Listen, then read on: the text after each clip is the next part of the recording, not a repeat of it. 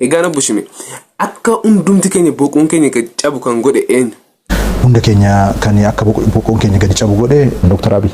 Maal godheeti garuu? Hatee. Tole. Sobee. Kan biraanoo?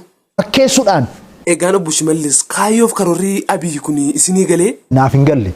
Erga akkas ta'e isin maalirra jirtu jechuu dandeenya nuyi? Amma ani aangorra hin jiru. Egaa aangorra jirtu ta'e rakkoon Oromiyaa keessatti ta'aa jiru kun rakkoo eenyuuti jettanii yaaddu? Rakkoo Shimallis.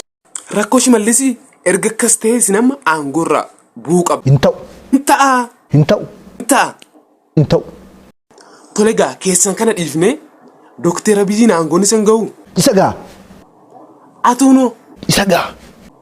Fakkeessunoo? Isa gaa. Amma immoo inni mandararra olii gadi kaatu kun maal isinitti fakkaata? Duriyyummaadhaan.